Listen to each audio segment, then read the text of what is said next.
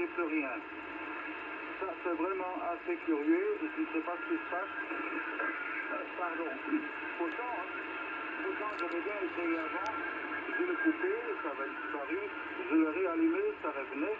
J'ai enlevé la fiche d'alimentation qui va dans le PC. Ça disparaissait, je remettais la fiche, ça revenait. Et alors, je laissais un peu de temps sur batterie. Et maintenant, quand la fiche d'alimentation, j'ai plus rien pour le moment. Mais c'est à surveiller. Je suis sûr que c'était à ce moment-là le PC.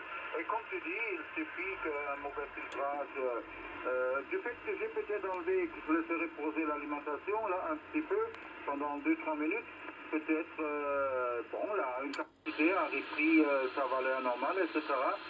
Mais incroyable, incroyable.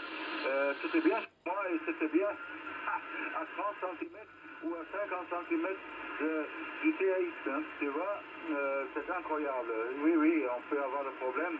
Et avec le TV, oui, surtout le TV écran plat, il paraît que le TV écran plat, puisque c'est toutes ces alimentations à découpage là-dedans, ça fait un boucan horrible parfois.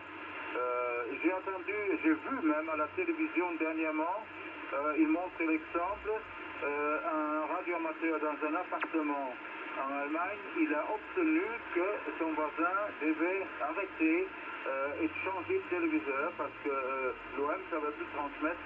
Et alors, il était au tribunal, il a dû aller au tribunal, il a gagné. Et le voisin, l'appartement à côté, il a dû acheter un autre téléviseur.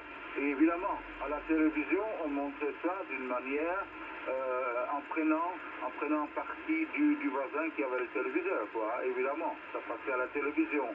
Et on montrait toujours le gars qui disait je ne comprends pas, c'est un téléviseur tout neuf, etc. Mais techniquement, on disait rien, quoi. Donc c'était encore le radioamateur qui était le mauvais, quoi. Mais il a quand même gagné au tribunal et le gars, je ne sais pas ce qu'il fait parce que tu peux acheter pratiquement n'importe quel téléviseur, c'est pareil, quoi.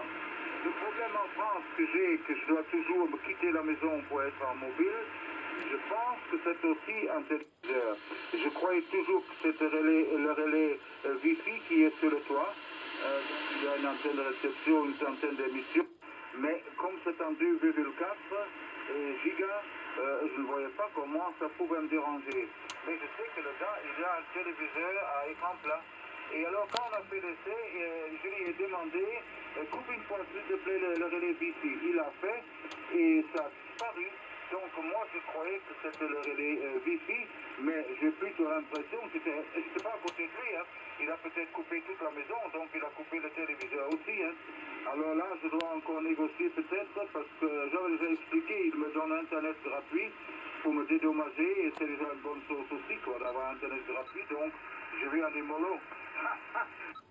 Je suis en remote, alors là, ça marche de toute façon, quoi. Mais sinon, là, je dois, à mon avis, c'est son téléviseur, je dois quitter la maison, me mettre 300 mètres, même 200 mètres, c'est pas suffisant, j'attends encore, hein. Je dois me mettre 300 mètres plus loin, hein, et alors c'est complètement disparu, et alors en mobile, ça marche pas. C'est fou. Je vais voir si c'est revenu maintenant, on va voir, au N4 KPR, au N4 Rémi. Oui, je vais faire un plan. Si tu peux voir le QRM éventuellement. Ok, Michael, ON4 Rémi. ON4 KPR, oui, ça ne m'étonne pas. Il y a pas mal de systèmes qui sont sur le 59. Et bon,